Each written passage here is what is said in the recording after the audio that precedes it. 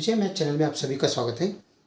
आज का जो एग्जाम्पल है 6 to the power of x plus 6 to the power of y equals 42। एक इक्वेशन नंबर 1 समझ लो, एक गिवन है तो इसे हम इक्वेशन 1 समझ लेंगे। तो गिवन और एक क्या है, x प्लस वाई इक्वल्स 3, इसे मैं इक्वेशन नंबर 2 कहूँगा।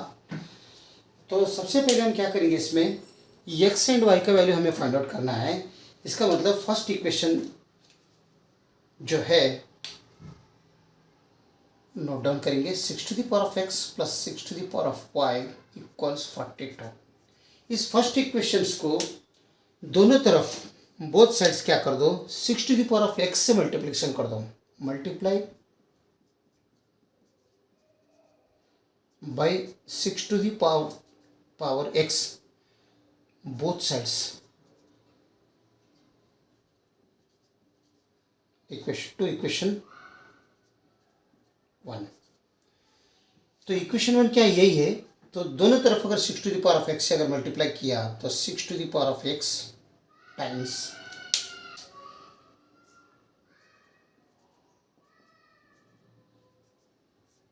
Equals 42 times 6 to the power of x, क्योंकि दोनों तरफ 6 to the power of x से मल्टीप्लिकेशन किया, वो करो बोला है, कर दिया। तो अभी क्या करेंगे, ये जो 6 to the power of x है इसको एक बार मल्टीप्लिकेशन कर दो, तभी 6 to the power of x into 6 to the power of x रहेगा। ये plus of 6 to the power of x into 6 to the power of y बनते हैं। यहाँ पर 6 to the power of x into 42 बनते हैं, और 42 into 6 to the power of x दोनों सेम। तो हमें पता है एक्सपोनेंट का product rule, e to the power of m into e to the power of अगर n रहा तो e to the power of m plus n बनते हैं। तो ये रूल यहाँ पर आप अगर अप्लाई किया तो यहाँ पर बेस भी सेम है और पावर भी सेम है।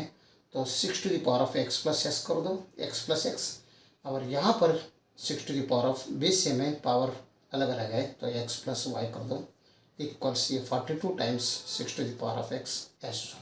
ठीक है, तो ये बनेगा x plus x means 2, x to x बनते हैं, तो 6 to the power of 2x plus of 6 to the power of x plus y equals 42 times 6 to the power of x। ठीक है, तो इस 6 to the power of 2x को A to the power of m into N के जैसा है, तो इसे हम A to the power of m whole to the power of n भी कर सकते हैं, और A to the power of n whole to the power of m भी लिख सकते हैं।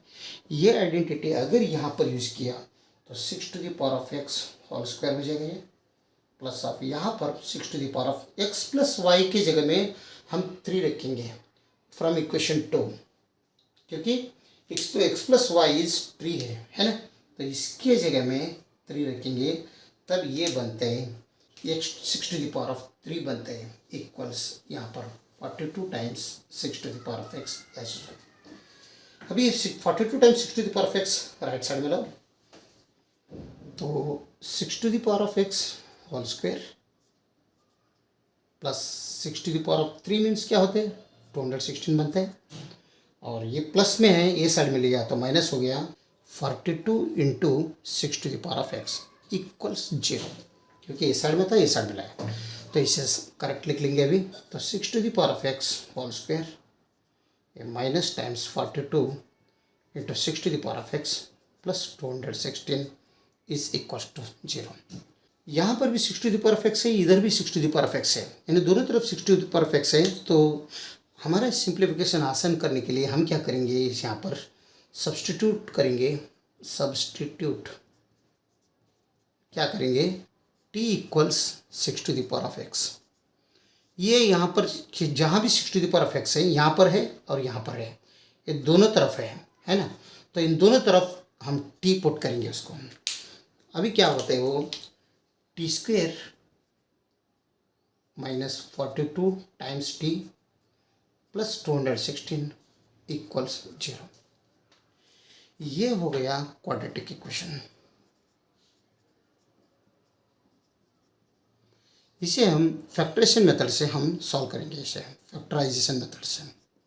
ठीक है, तो फैक्टराइजेशन मेथड से अगर कर रहे हैं तो टी स्क्वायर का जो कोएफिशिएंट है 1 है, और कांस्टेंट क्या है पॉजिटिव 216 है, तो 216 बनता है। इसका जो फैक्टर है 36 इंटू 6 मीन्स 216 बनता है।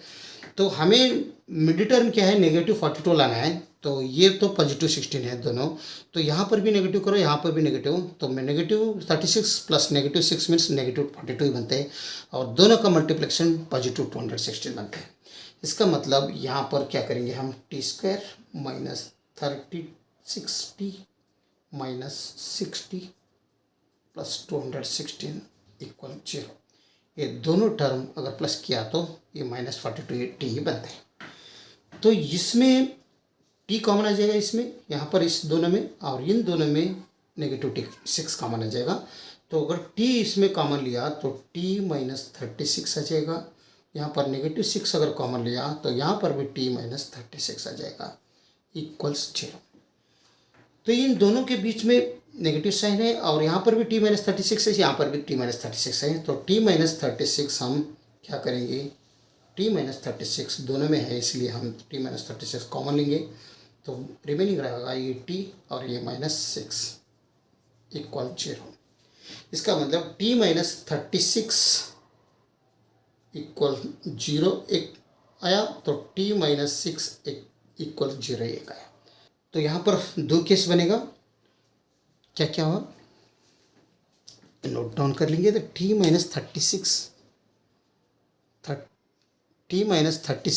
इक्वल 0, t माइनस 6 इक्वल 0, बाकी का सब निकाल देंगे, ठीक है। तो यहाँ पर लेट केस है वो भी एक नोट डाउन कर लेंगे, t equals 6 to the power of x, ये लेट केस है। क्या क्या है, t माइनस 36 इक्वल 0 एक आया, दूसरा फिर क्या है, t माइनस 6 इक्वल 0। इसका मतलब ये राइट साइड में लो तो t इक्वल्स 36 बनते हैं, यहाँ पर क्या होता है t इक्वल्स 6 बनता है। लेकिन t का वैल्यू हमें लेट किया है 6 to the power of x, तो वो रिकॉल कर दो। तो t की जगह में मैं 6 to the power of x रखूँगा, तो यहाँ पर इक्वल्स 36 एज यूजल। तो 6 to the power of x is equal to 36 में 6 टू द पावर ऑफ 2 बनते हैं। तो दोनों तरफ बेस सेम है, इक्वल साइन है, तो ये एक्सपोनेंट दोनों का इक्वल हो जाएगा। कैसे, यहाँ पर a to the power of m equals a to the power of अगर n रहा तो m इक्वल्स n, ये आइडेंटिटी यहाँ पर यूज़ कर दो। तब क्या होते हैं, दोनों बेसिस सेम है, इक्वल साइन है, तो एक्सपोनेंट इक्वल हो जाएगा, देयरफॉर x इक्वल्स 2 हो जाएगा। तो हमें मिला x का वैल्यू, तो हमें y का भी चाहिए। तो ये फर्स्ट केस में ये चल रहा है, फर्स्ट केस, तो सेकंड केस बाद में देखेंगे। तो x इक्वल्स 2 हो गया, तो x प्लस वाई गिवन है फ्रॉम इक्वेशन 2 3 है, तो ये 2 का वैल्यू x इक्वेशन नंबर 3 में रखो, अपने आप हमें y का वैल्यू मिलेगा। तो इक्वेशन गिवन नंबर क्या है, put the value of x in equation 2, तो क्या है 2x प्लस वाई इक्वल्स 3 है। x का वैल्यू तो 2 है यहाँ पर, y इक्वल्स 3, तो y equals 3 minus 2 means y equals 1 है। तो x का वैल्यू अगर 2 है तो y का वैल्यू 1 आ रहा है।